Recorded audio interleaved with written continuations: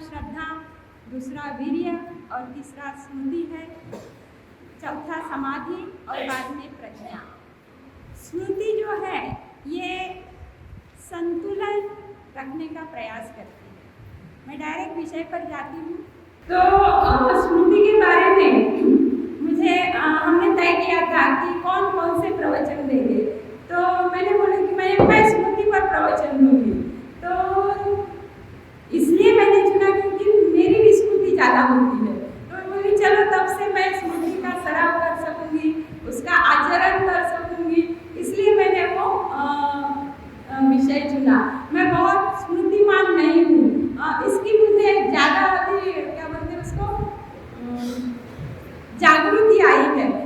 मुझे अच्छा लगेगा कि मैं अजागृत कैसी हूँ। तो पहले स्मृति देखने के पहले हम विस्मृति कैसी होती है इसके बारे में बात करेंगे। तो क्या हो गया,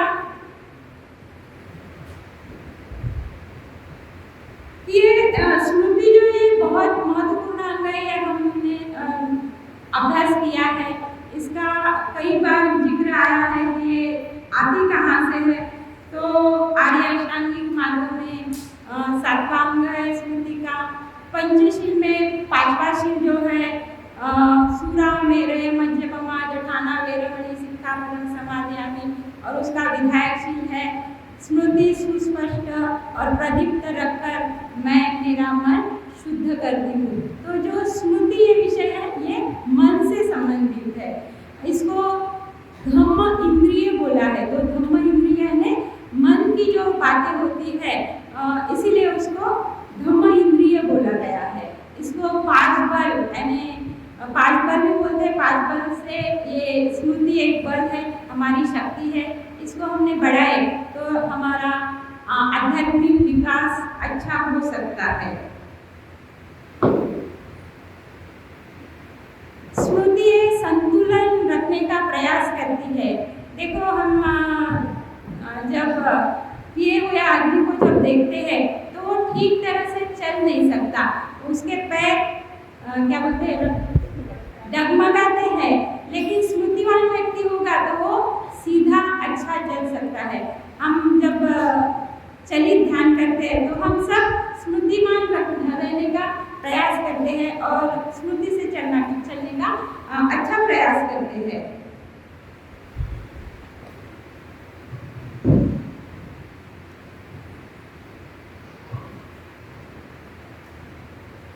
कई बार विस्मृति के बारे में मुझे ये बात बताना बहुत अच्छा लगेगा कि रोजमर्रा के जीवन में देखो हम चाबी कहाँ रखते ये हमें पता नहीं रहता। हमारा चश्मा हमारे सर पर होता है लेकिन हम पूरा घर घूमते हैं कि हमने चश्मा कहाँ रखा। यानी ऐसी कई बातें हैं कि विस्मृति के साथ हम चलते हैं। कभी कभी क्या होता है हम गैस पर दूध रख देते हैं और पूरा बर्तन जल जाता है तो भी हमारा उस पर ध्यान नहीं रहता। तो ये ऐसा विस्मृति का उदाहरण है। मैं मेरे बारे में एक उदाहरण बताना चाहती हूँ। मैं बहुत अच्छी मिट्टी के बर्तन में सब्जी बना रही थी और वो सब्जी मुझे बहुत पसंद थी। सब्जी बन भी गई और फिर मैंने सोचा कि मैंने गैस बंद कर दिया और मैं बाहर आके बच्चों से बात करने लगी। जब घर में से धुआं आने लगा तब पता चला कि अरे पूरी सब्जी जल गई है। तो मैं बोली अरे मैंने तो स्मृति का प्रवचन देने का सोचा है, ये तो बहुत बड़ा उदाहरण है कि मैं विस्मृति हो गई मेरी। तो सच में मुझे बुरा लगा कि क्या चल रहा है, इससे मैं जागरूक होना चाहिए। तो ऐसा क्यों होता है कि हम भटक क्यों जाते हैं? तो हमारा जो उद्देश्य होता है, जो करना है, उससे हम भटकते हैं। ये हमने तय नहीं किया होता कि हमने जो सब्जी बनाई है तो सच में मैंने क्या बंद किया है क्या, उसके बाद ही मैं वो दूसरा काम करूँ, इसके बारे में हम तब सोचते नहीं। तो ऐसे बहुत सारे काम होते हैं कि हम भूल जाते हैं कि जो करना है वो करते नहीं हैं। बंते संगरक्षित बहुत सुंदर इसका उदाहरण बताते हैं। तो उनके सीक्वेंस से मैं बता सकूँगी कि नहीं मुझे मालूम नहीं, लेकिन बहुत ही अच्छा उदाहरण है कि हम एक पत्र लिखने जाते हैं और वो पत्र समय होता है कि उस समय के पहले वो पत्र टपा गाना चाहिए। लेकिन होता क्या है कि हमें चाय पीने की इच्छा होती है तो हम गैस पर चाय रखते हैं और पत्र खत लिखने का प्रयास करते हैं। बाद में फ़ोन आता है, वो जो फ़ोन है वो बहुत अच्छी सहेली होती है, तो फिर हम आधा घंटा उसके साथ बात करते हैं और वो होने के बाद हमें कान पर एक संगीत सुनाई देता है और वो संगीत इतना सुंदर होता है कि हम उससे रममान हो जाते हैं। एक संगीत होने के बाद दूसरा संगीत गाना अच्छा लगता है, जो हमें बहुत पसंदीदा होता है, वो हम सुनते हैं। और होता क्या है कि हमारे दरवाजे पे अच्छी सहेली आती है जो हमें मिलना चाहती है और फिर वो आने के बाद हमें बहुत खुशी होती है और फिर हम उसको हम बैठाते हैं और फिर ऐसा लगता है कि उसको चाय देना चाहिए। और फिर मैं जब घर में जाती हूँ, गैस पर देखती हूँ तो मैंने पहले मेरे लिए जो चाय रखा था वो पूरा जल जाता है। तो ऐसा हमारा अक्सर होता है। तो ये विस्मृति का उदाहरण है। आप भी सोच सकते हैं कि हमारा कैसा होता है, हमारे बारे में कैसा होता है, क्या क्या विस्मृति होती रहती है ना।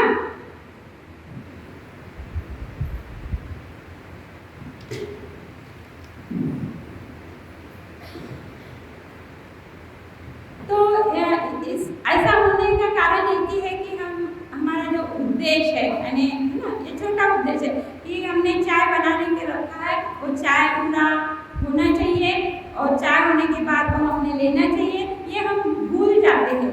तो हमारी जो मानसिक अवस्था होती है वो बहुत क्या बोलते हैं, चंचल होती है। मराठी में उसको गोंधळ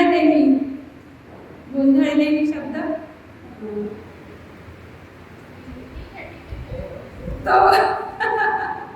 उसको हम यानी वो बहुत क्या बोलते हैं उसकी, ठीक है गोंधळ लेनी आप समझ ले सकते हैं कि वो इतनी क्या स्टेबल नहीं रहती, वो स्थिर नहीं रहती, इसलिए हमारा ऐसा होता है। आप अच्छा देखते होंगे कि पहले दिन हमने ध्यान करने का प्रयास किया, हमारे मन में कितने विचार आ रहे थे कि हम पहली पायरी कर नहीं सकते थे, क्योंकि हम जो वातावरण से आए थे, जहाँ से आए थे, जो घर से आए थे, वहाँ की यादें आ रही थी। हम भूल गए थे कि हम शिविर में आए हैं और हमें ध्यान करना है। पहले तो वो पूरा घर ही हमें दिख रहा था कि घर में क्या चल रहा होगा, अभी दिवाली का समय है, घर में कितना अच्छा वातावरण होगा, यानी हमारा मन वहाँ चला गया था।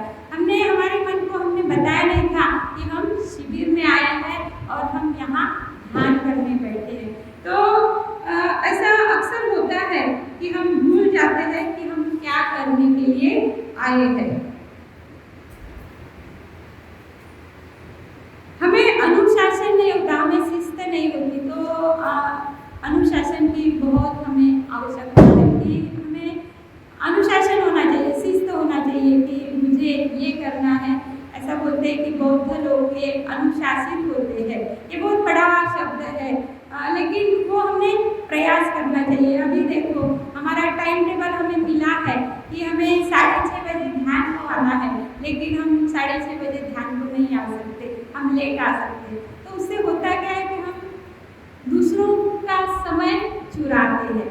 पंचशील में चोरी का हमने शील देखा है, तो क्या क्या चोरी होती है, तो हम दूसरों का समय चुरा लेते हैं। तो ये क्यों होता है, हमारी विस्मृति होती है कि अरे मुझे ध्यान करने जाना है, उसकी तैयारी मुझे पहले ही करना है कि मैं 6:30 बजे बिहार में कैसे पहुँचूंगी।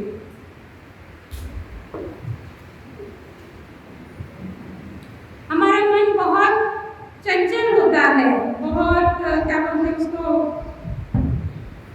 एक बहुत अच्छा शब्द है मदमस्त होता है वो, उसको इधर उधर भटकना बहुत अच्छा लगता है। जैसा हाथी होता है, उसको जब वो क्या बोलते हैं शब्द आपको समझता है कि नहीं मालूम नहीं, मदमस्त है नहीं, उसको कोई ये नहीं है। हमारा मन भी वैसा है, जहाँ जाना चाहिए वहाँ जाने का वो सोचता है, जो अच्छा लगता है वो करते रहता है, उसको कंट्रोल में रखना अच्छा नहीं लगता। हम देखते हैं कि आनापानसती में हम क्या प्रयास करते हैं कि उसको कंट्रोल में रखने का, यहाँ लाने का, धीरे धीरे उस पर, जैसा छोटा बच्चा इधर से इधर भागता है, वैसा ही हमारे मन को हम भागना नहीं चाहिए, इसलिए उसको हमारे मन में यानी जो पायरियाँ हमें बताई है उसका हम सराव करने का प्रयास करते हैं।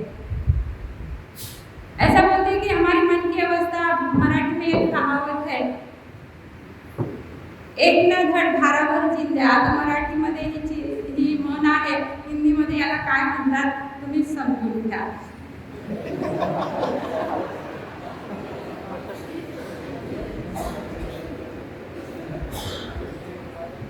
तो ये हो गई विस्मृति की व्याख्या है। बहुत सारे विस्मृति की हम बता सकते हैं कि कितनी विस्मृति होती है। मैं कल ही आपको बताया कि हमारी चप्पल जो है वो हमने कैसी रखनी चाहिए ताकि बाद में आते समय वो भूलना नहीं चाहिए। तो यहाँ मुझे एक जैन कहानी की याद आती है।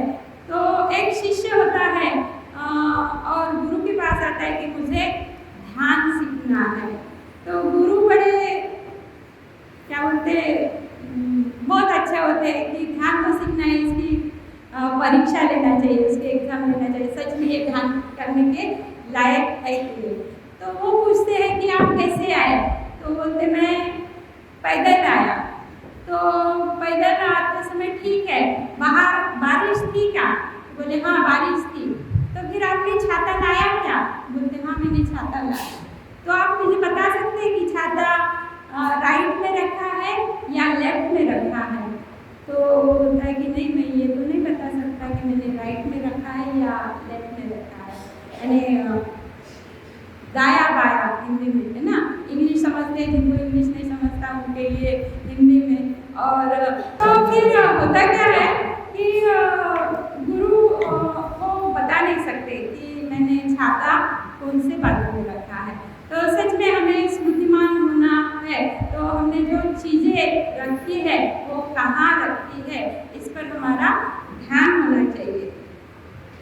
अभी हम ये बिहार नागलोक में शिविर करने आए हैं, तो यहाँ के बारे में भी आप सोच सकते हैं कि जब हम गेट पर से अंदर आए तो राइट को क्या है, लेफ्ट को क्या है, और अपने क्या बोलते किचन किधर है, उपाय बिल्डिंग किधर है, क्या बोलते हैं रुद्रकूट पर अपने बिल्डिंग किधर है, यानी अभी अभी हमें ध्यान आया कि अरे वो राइट में है या लेफ्ट में है।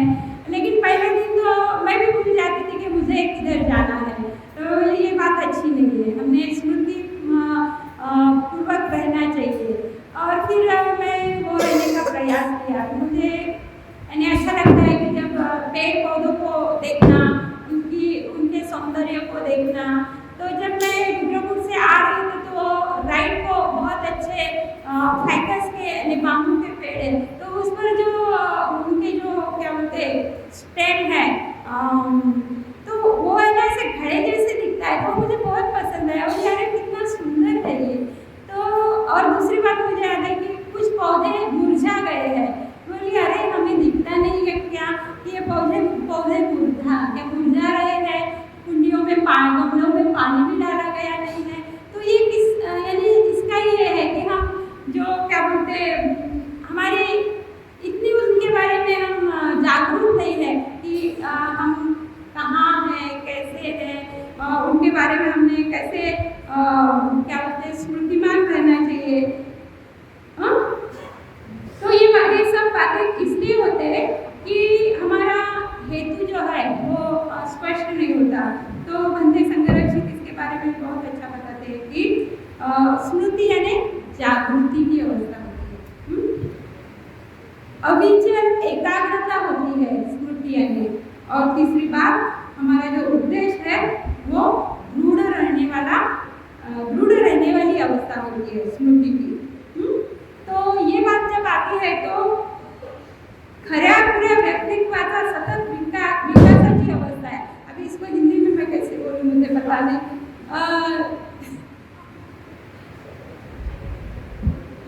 अरे अच्छे व्यक्ति का ये क्या बोलते हैं उसको अच्छे व्यक्ति की ये पहचान है कि वो क्या बोलते हैं जो अपने उद्देश्य दृढ़ रहता है, एकाग्र रहता है और उसका हेतु में सातत्य रहता है। ये जो गुण जिसमें आते हैं तो वो व्यक्ति कैसा होता है, उसका विकास की अवस्था विकास की अवस्था पर जाता है। तो बंते जी ने बहुत सुंदर स्मृति के कुछ क्या बोलते हैं उसको, स्मृति के कुछ ऐसे स्तर बताए हैं। तो पहली जो स्मृति है वो वस्तु मात्राची स्मृति। वस्तु मात्र है, मैं आगे उसके बारे में बताऊंगी। दूसरी है खुद की स्मृति और तीसरी है इतरे जनों की स्मृति और चौथी है सत्यते की स्मृति। तो वस्तु मात्र की स्मृति बोलते हैं तो भौतिक बातों की स्मृति हम बोल सकते हैं। मैंने अच्छा उदाहरण दिया आपको नागरोग का कि हम इसके बारे में हमें जागरूक होना चाहिए। हम कहाँ रहते हैं, कैसे रहते हैं। जो हमारी मुझे यहाँ लोक मित्र जी का ज्ञानबोधन करना बहुत अच्छा लगता है कि ये जो वास्तु है ये बहुत ही सुंदर उन्होंने बनाई है। ये जो वातावरण है उन्होंने बहुत अच्छा क्रिएट किया है।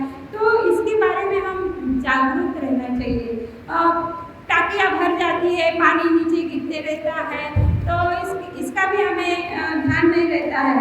तो जो इसमें ये भी वस्तु मात्रा में आता है कि हमने उस पर ध्यान रखना चाहिए।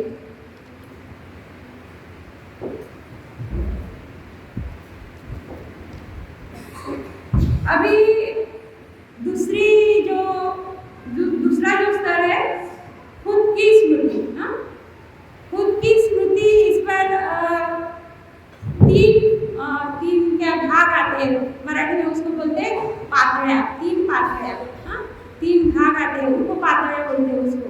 तो पहली जो है वो अपने शरीर की और हलचल की स्मृति। अभी देखो हम बिहार में बैठे हैं, तो हमें याद रहना चाहिए कि हम बिहार में बैठे हैं। हमारे पैर कैसे हैं, हमारी सोते हैं क्या, कि हम बहुत अच्छे बैठे हैं। कुछ लोग गाउन पहनकर बिहार में आते हैं। हमारे प्रेरणा स्थान यहाँ बैठे हैं, बुद्ध है, बाबा साहब है, सुरक्षित है। तो उनकी प्रेरणा यहाँ है। हमें यहाँ शिस्त दिखना चाहिए कि हम बिहार में जा रहे हैं। कोई नाइट ड्रेस पहन के यहाँ आता है और ध्यान करने बैठते हैं। कोई हमारी भगिनी है वो गाउन पर आती है और ध्यान करने बैठती है। तो ये सब हमारे शरीर की जो स्मृति है इसमें वो आता है। बहुत बार हम बातें करते हैं, हमारा पैर हिलते रहता है, हाथ हिलते रहता है, इस पर हमारा ध्यान नहीं रहता। हम पूरे जागरूकता के साथ दूसरे व्यक्ति के साथ बात नहीं करते। बहुत बार मोबाइल पर देखते रहते हैं और आगे कोई बैठे रहता है और वो आपसे बात करने आता है। हम उनको पूछते भी नहीं है कि आप कैसे हैं, क्या है। तो ये सब मैंने उसी में आता है कि खुद की स्मृति होने के बारे में हम ऐसा कर सकते हैं। जिनको खुद की स्मृति है वो दूसरों का क्या बोलते हैं स्मृति रख सकते हैं कि दूसरे लोग कैसे हैं। यहाँ आर्य संगीत मार्ग में एक बहुत सुंदर समय स्मृति के अंग में जापानी चाय पार्टी का अच्छा उदाहरण आया है। तो जापान में बहुत अच्छी एक टी मेडिटेशन बोलते हैं, वैसा हम नहीं करते। हम चाय बनाते हैं और इधर मोबाइल में देखते रहते हैं। उधर चाय उबलता है, वो कभी शक्कर ज़्यादा होती है, कभी पत्ती ज़्यादा होती है, और उसका कोई ध्यान नहीं रखते। लेकिन वो जब गैस पर चाय का भगोना रखते हैं, उसमें पानी डालते हैं। पानी डालने के बाद वो कैसा उबालता है, बाद में उसमें वो भाप कैसी आती है।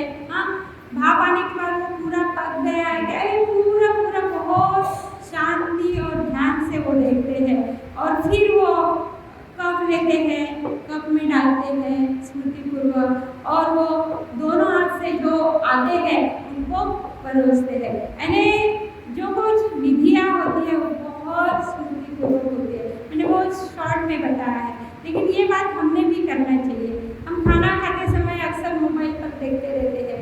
जिन्होंने हमारे लिए खाना बनाया है वो टेस्टी है, कैसा है, हमारे प्लेट में अभी तक कैसा आया, इसके बारे में हमें भी नहीं सोचते। हाँ, प्लेट में हमारे कितना चाहिए उसके बारे में भी हम नहीं सोचते, बहुत सारा लेते हैं, पसंद रहता है और फिर हम डस्टबिन में डाल देते हैं। तो ये बहुत बुरी बात है कि हमारे जो प्लेट में खाना आता है वो कितने प्रयासों से आता है। हाँ, तो इसका हमने ध्यान देना चाहिए, इस पर हमने चिंतन करना चाहिए कि ये खाना कितना मूल्यवान है हमारे सेहत के लिए।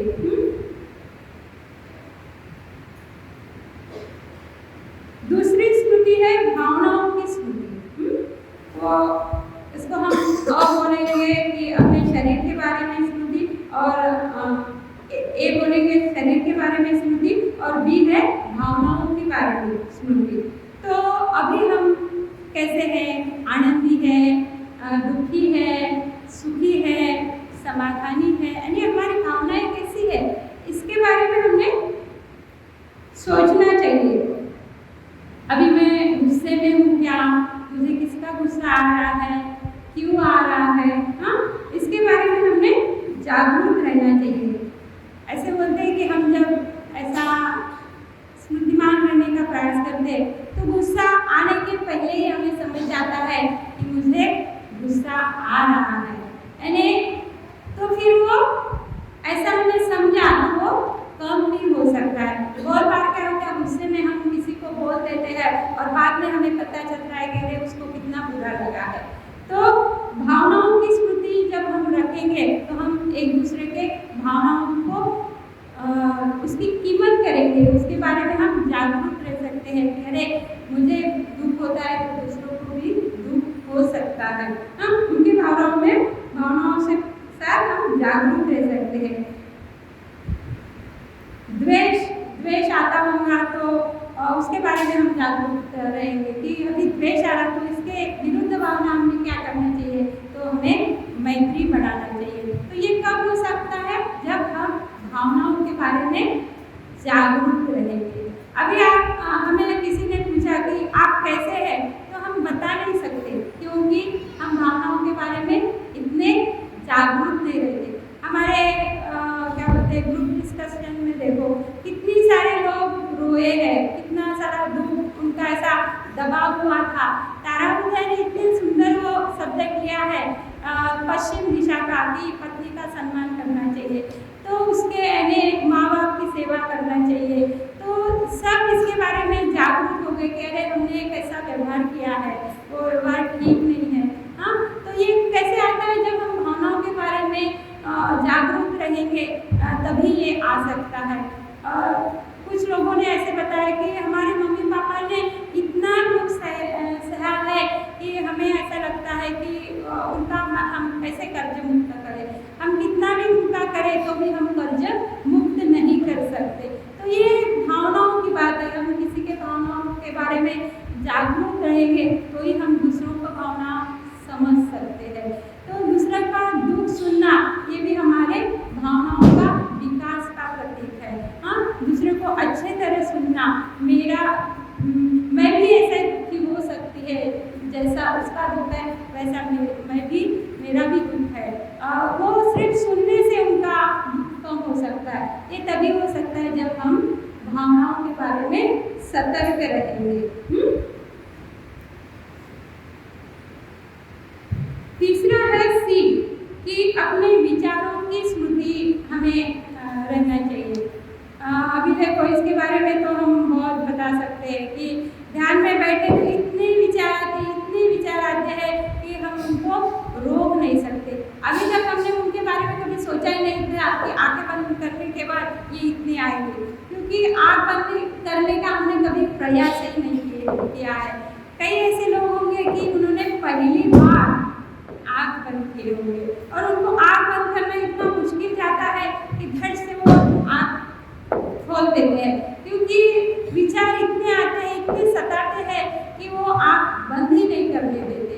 तो आँख बंद करके खुद के विचारों के बारे में सोचना ये भी बड़ी बात है। ठीक है, आपका ध्यान नहीं होता होगा, लेकिन कैसे विचार आ रहे हैं, कैसे विचार जा रहे हैं, इस पर हमारा ध्यान होना चाहिए। तो ये स्मृति में आता है। हमें हमारी स्मृति अच्छी बढ़ानी होगी तो हमें इसका सराव करना आना चाहिए। वो जो विचार है उनकी तरफ हम जब देखते हैं तो वो आता है और जाता भी है। बहुत बार क्या होता है वो विचारों के साथ हम बह जाते हैं। हाँ, एक उदाहरण ले सकते हैं कि हमें भजी खाने की इच्छा होती है। हाँ, भजी खाने की इच्छा होने के बाद वो फिर हम घर चले जाते हैं कि अरे वो कांदा प्याज ज़्यादा डालेंगे तो कितने टेस्टी हो जाएंगे, फिर वो कुरकुरित होंगे तो कितना अच्छा हो जाएगा और फिर वो टेस्ट हमारे जीवा पर आती है और हम वो मन से मन भजी खाने लगते हैं। तो देखो हम कहाँ बैठे हैं और भजी खाने चले गए, है ना। तो ये विचार की बात है कि हम कैसे विचार करते हैं। गुलाब जामुन के बारे में भी सोच सकते हैं कि गुलाब जामुन बोल है कि जिनको बहुत गुलाब जामुन पसंद है वो गुलाब जामुन खाने की इच्छा करते हैं कि नहीं अभी यहाँ उठने के बाद मैं गुलाब जामुन खाऊंगा। हाँ, तो हमें आज गुलाब जामुन मिलेगा तो कितना अच्छा होगा। ये सोचते सोचते वो घर चला जाता है और फिर हमारे मम्मी ने कितने सुंदर गुलाब जामुन बनाए थे और वो 4 पारियाँ पूरी चली जाती है। तो ये किस बात का द्योतक है? हाँ, हमारे विचारों पर हमारा संयम नहीं है। हम यहाँ बैठे हैं, हमें क्या करना है यही हम भूल जाते हैं। मैं हमेशा बीच बीच में बोलती हूँ कि हम अभी क्या कर रहे हैं। हाँ, पहली पायरी चल रही है, जो पहली पायरी में कर रहे हैं वो हम करना है, दूसरे पायरी में जो बताया है वो करना है। ठीक है, हम भागेंगे लेकिन फिर से उसको यहाँ बिठाना है। तो ये विचारों की हमारे विचारों की स्मृति रही तो वो धीरे धीरे शांत भी होते हैं। बंदे बोलते हैं कि हम हमारे विचारों के बारे में सोचेंगे कि नहीं अभी ये समय में इस बात का विचार करने की कोई आवश्यकता नहीं है ना। यहाँ बैठ के मैं क्या विचार कर सकती हूँ कि घर के लोग कैसे होंगे, क्या खाना खाते होंगे, मेरी बच्ची ठीक होगी ना, वो बराबर स्कूल जाती होंगी क्या, वो ठीक तरह से सोई होंगी क्या, मेरे हस्बैंड को खाना अच्छा मिलता होगा क्या। यहाँ बैठ के हम कैसे सोच सकते हैं, है ना। तो ये बात हमारा जो टाइम है वो हम वेस्ट करते हैं। जो बात हम करना चाहते हो वो हम नहीं कर सकते। ऐसा बोलते कि हम प्रेजेंट में रहने का प्रयास करना चाहिए। प्रेजेंट में रहने का, वर्तमान में ना। अभी प्रवचन चल रहा है तो मुझे प्रवचन सुनना चाहिए। बंदे यहाँ बहुत सुंदर उदाहरण देते हैं कि बहुत सुंदर प्रवचन चल रहा है और दरवाजे से कोई आता है तो झट से हम पीछे देख लेते हैं कि अरे कौन आया। हाँ, तो ये किस बात से होता है कि हम जागरूक नहीं रहते कि हम क्या सुन रहे हैं। हाँ, तो इसका हमें ध्यान देना है कि जो हमें करना है उसके बारे में हम सतर्क रहना है। हमें सिद्ध करना है कि हमारा हेतु क्या है। मैं ध्यान में हमेशा बोलती हूँ कि हमने मन का दृढ़ निश्चय करना है कि मुझे हमें सिर्फ 20 मिनट में क्या करना है, आनापानसति ही करना है। हाँ, दूसरा कोई दूसरे के बारे में कुछ सोचना नहीं है। तो मन का दृढ़ निश्चय किया तो थोड़े हम टिक सकते हैं उस पर। मन भागेगा लेकिन उसको यहाँ आके उसको बिठाना है कभी। तो अक्सर हम किसी को पूछेंगे कि अभी आप क्या विचार कर रहे हैं तो हम बता नहीं सकते क्योंकि वो विचारों के बारे में हम सतर्क रहते नहीं। आप ये अच्छा गेम खेल सकते हैं कि अभी आपके मन में क्या चल रहा है बताओ। हाँ, तो इतना अच्छा हम बता नहीं सकते क्योंकि क्या लगेगा आगे वाले व्यक्ति को तेरा ही मेरे को गुस्सा आ रहा था ये बताने का। हाँ, है ना, कि आपके बारे में मेरे मन में चल रहा था कि आप कितना बुरा व्यक्ति है। हाँ, ऐसे विचार चल रहे थे। तो हम कैसे बता सकते हैं कि क्या विचार चल रहे हैं। हाँ, तो हम जागरूक रहेंगे तो फिर हम बता सकते हैं कि ये विचार चल रहा था। अच्छा विचार हम बता सकते हैं लेकिन बुरा विचार हम नहीं बता सकते क्योंकि हम विचारों के बारे में इतने जागरूक नहीं रहते हैं। सच में बंदे जी का बहुत अच्छा लगता है मुझे ये कि अभी आप क्या विचार करें। मैं अक्सर बीच बीच में खुद को पूछती हूँ कि मैं अभी क्या सोच रही हूँ। तो फिर मुझे याद आता कि अरे ये विषय कहाँ से शुरू हो गया। हाँ, ये यहाँ तक आया, वो वहाँ से शुरू हुआ था और वो यहाँ आके रुक गया। तो ऐसा हमने प्रैक्टिस की ना कि ये शुरू कहाँ से हुआ, ये विचार आया कहाँ से, तो फिर वो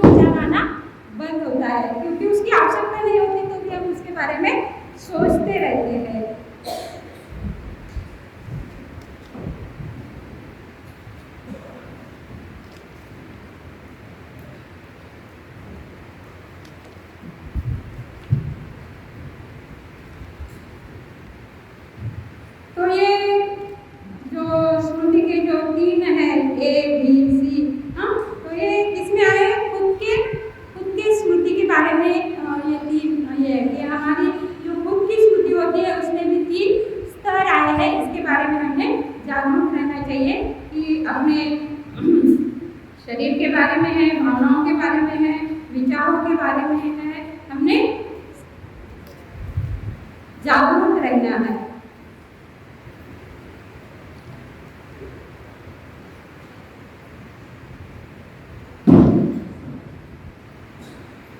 हमारे मन में अक्सर मानसिक बढ़त चलती रहती है। देखो बहुत एक आधा विषय होता है,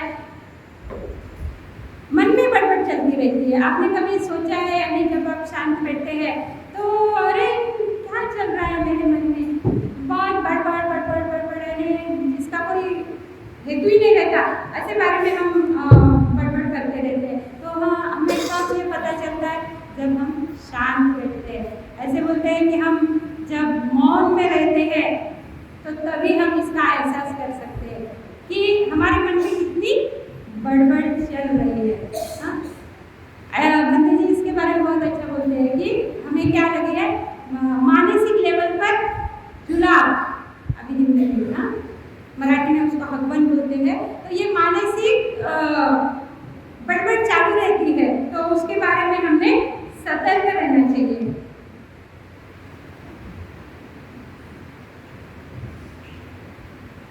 बाद में तीसरी स्मृति है इतरे जनाची स्मृति, यानी दूसरों की स्मृति, औरों की स्मृति। हाँ, तो औरों की स्मृति के बारे में हम ये सोच सकते हैं कि आगे वाला ये हमारे जैसा ही मनुष्य है। हाँ, ट्रेन में सफ़र करते समय देखो, क्योंकि बस में सफ़र करते समय हमारे पुणे में महिलाओं के लिए अलग होता है और पुरुषों के लिए अलग होता है। तो अक्सर महिलाओं के इसमें पुरुष बैठ जाते हैं और एक आधी क्या बोलते हैं प्रेग्नेंट वुमेन आती है और वो सोचते भी नहीं कि उनको हमें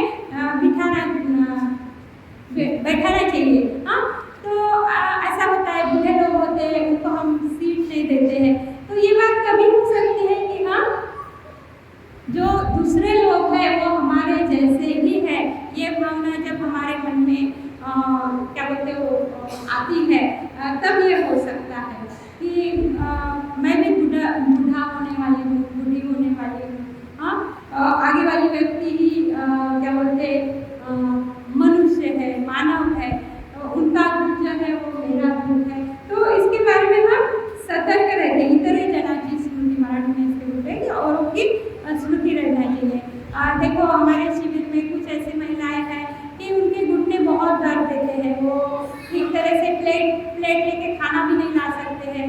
हाँ, उनकी कुर्सी लेके वो बैठ भी नहीं सकते। हाँ, तो हमें उनका ख्याल रखना चाहिए कि अरे मैं भी ऐसी ही होने वाली हूँ, तो मुझे उनका ख्याल रखना चाहिए।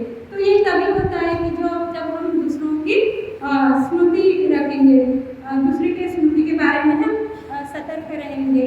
आज ही हमारा विषय हुआ है कि माँ बाप ने हमारे लिए कितना किया है, हमने क्या करना चाहिए। अभी बहुत सुंदर सुंदर उदाहरण तारा भैया ने दिए। तो ये इसी में आते हैं कि हमने दूसरों के बारे में सोचना चाहिए कि उनका दुख ये मेरा दुख है। और लास्ट में है सत्य के प्रति, यानी सत्य के प्रति जागृति।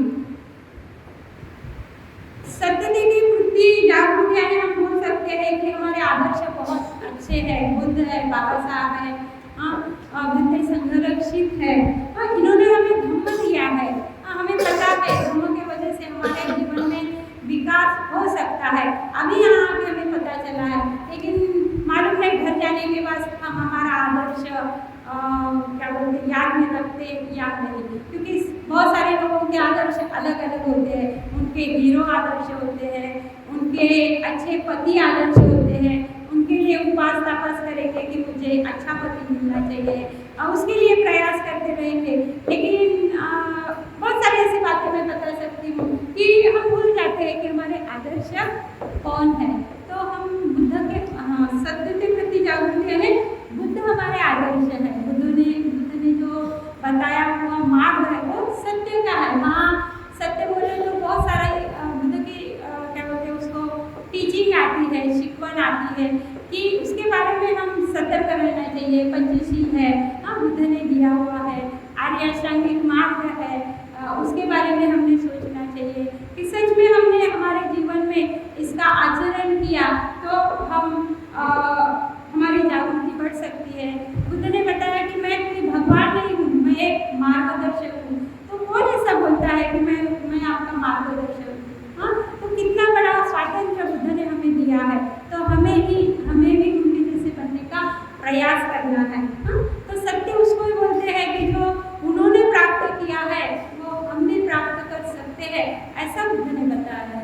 तो हमारा विश्वास ही नहीं है कि सच में हम बुद्ध बन सकते हैं क्या? हाँ, ठीक है, नहीं बन सकेंगे, लेकिन हम उन्होंने बताए हुए मार्ग पर चल तो सकते हैं। उन्होंने पंचशील बताया है कि प्राणी मात्र पर मैत्री करना है, हाँ, चोरी नहीं करना है, व्यभिचार नहीं करना है, झूठ नहीं बोलना है, दारू नहीं पीना है। क्यों बताया बुद्धों ने? ये बातें भी की तो हमारा क्या बोलते हैं संसार सुखी हो सकता है। ये बुद्ध ने बताई हुई बात है, ये सत्य है। कितने सारे उदाहरण है कि उन्होंने जिनके फैमिली में ये बातें होती है तो फैमिली सच में बहुत सुखी है। बहुत इजी बातें हैं, तो ये सत्य है।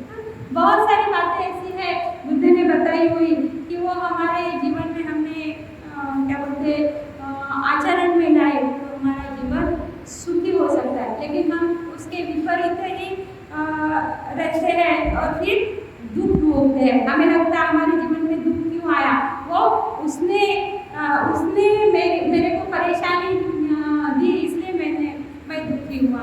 तो वैसा नहीं है, दुख का कारण हम ही है। और वो दुख का कारण बताते हुए बुद्ध बोलते हैं कि आप पंचशील का आचरण नहीं करेंगे तो आप सुखी हो सकते हैं। मेरा बहुत बड़ा उदाहरण है कि सच में मुझे बहुत अच्छा लगता है कि मुझे ये संघ मिला है। और जब संघ मिला है तो संघ में जो गतिविधियाँ होती है वो मेरे जीवन में आचरण करना कितनी अच्छी बात है, इसका मैंने प्रयास किया। मेरी कहानी बताते हुए मुझे बहुत अच्छा लगा कि मैं 16 साल की थी तो पहला मैंने लोक मित्र जी का शिविर दिया और वहाँ मैंने एक दीक्षा विधि देखा, धम्म मित्र की दीक्षा थी। और मुझे ऐसा लगता था कि मैं कब ऐसे मित्र बनूंगी, और मैं झट से लोक मित्र के पास गई और मुझे भी अभी के अभी दीक्षा चाहिए। तो लोक मित्र बोल रहे थे कि अभी आप शिविर में आए, आपको 6 महीने ध्यान करना पड़ेगा, पंचशील का आचरण करना पड़ेगा, बाद में आप ऐसी दीक्षा मिल सकती है। तो मैंने वो वैसे करने का प्रयास किया। मुझे बहुत वो बात अभी भी आपको बताने में बहुत अच्छा लगता है कि मुझे लोक मित्र ने बताया था कि आपको पंचशील का आचरण करना पड़ेगा, और मैं वो शिविर से सीख के गई थी। और मुझे सच में तारा बुद्ध ने बताया कि ध्यान करना मुझे अच्छा लगता है। तो मेरे घर में इतनी परिस्थिति अच्छी नहीं थी कि मैं घर में बैठ के ध्यान कर सकूँगी। फिर मैं आगे वाले के टेरेस पर जाती थी और वहाँ जाके ध्यान करती थी। और फिर मुझे डर लगता था कि कोई आएगा, रात को मैं ध्यान करती और फिर चोर आएगा और कुछ कर लेगा, क्योंकि मैं तब क्या बोलते उसको तरुण युवा थी। ऐसे ये ध्यान क्या है, क्या बोलते उसको बाधाएं है। और मैं बोलती कि मैं उसके ऊपर बैठना करूँगी, चोर आ भी गया तो उसको मैं बोलूँगी कि तू भी मेरे पास ध्यान के लिए बैठ, क्योंकि मुझे ध्यान करना है। यानी ऐसी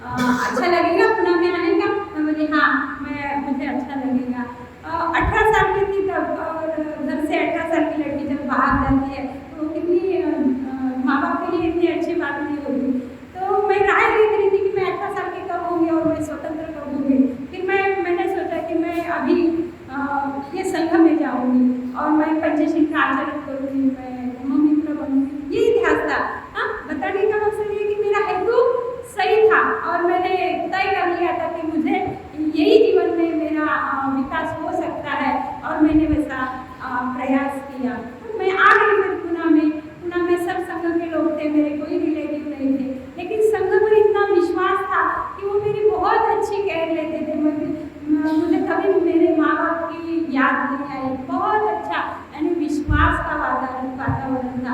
आणि जब युवा लड़की बाहर जाती है, वर्धा से पुणे कितना अंदर है, तो भी मुझे डर नहीं लगा था कि वहाँ, क्योंकि संघ के लोग ये बहुत अच्छे हैं, वहाँ मैं सुरक्षित रह सकती हूँ। तो ये बात मुझे संघ में ही मिली है।